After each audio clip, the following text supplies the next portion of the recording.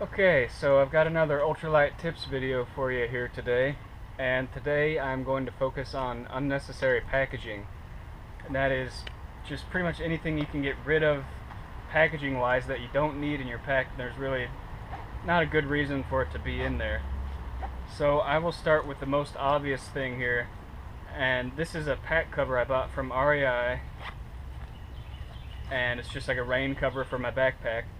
But you'll see it comes in this packaging, which is a big heavy zip top, buckle on the back packaging, and this is the actual pack cover. There's no reason to carry this packaging along with you, and a lot of people would just kind of throw this into their pack and forget about it, but there's no reason for this.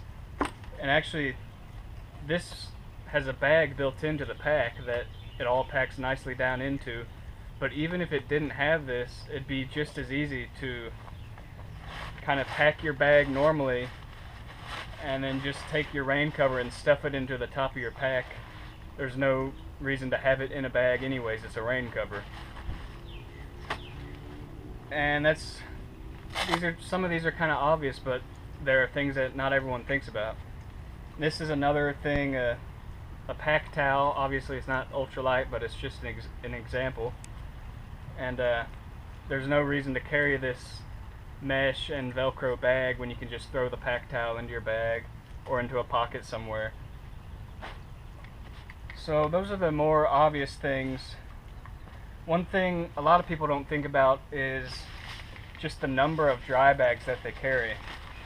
So if you have a dry bag like this and you put your clothing in it, and then you take this dry bag and put it inside your pack, and your pack is lined with a trash bag, there's really no reason to be that redundant. Now, I know a lot of people will say, well, what if your pack liner leaks? What if your trash bag leaks? Yeah, but honestly, if you're going ultralight, sometimes you have to make those types of sacrifices to save some weight. And I've never had a pack liner leak on me like a trash compactor bag. They're pretty thick. I've never had wet gear, so I mean, for a weekend trip, I think it'd be fine. Even for a thru hike, it worked fine for me, so take that as you will. So anyways, what I would say is just take your clothing. There's no reason to put it into a dry bag, really, if you have a pack liner. So you would pack your bag normally and then just take your clothing and stuff it where it fits. And that's one of the best things about it.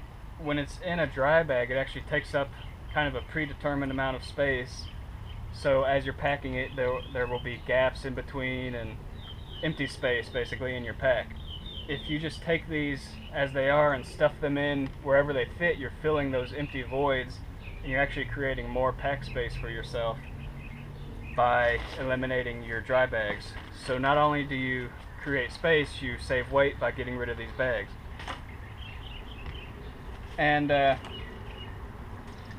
this is just another example, like a SteriPEN. Really no reason to pack this soft case when this has a built-in hard case on it. Just another piece of gear that has its own packaging that you don't need. And finally, if you carry like a Ziploc or a dry bag with your med kit and maybe some other gear in there, doesn't really make a lot of sense to carry a bag within a bag. So what I would do is just kind of empty the contents, if you can, empty the contents into a Ziploc, and then you get rid of this thick heavy bag that you really don't need, and that's more weight you save. And you can actually see the stuff better in a Ziploc anyways.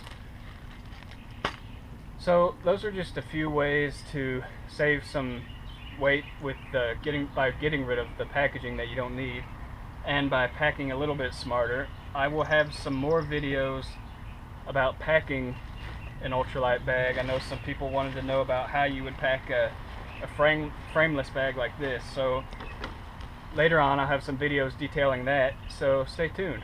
See you later.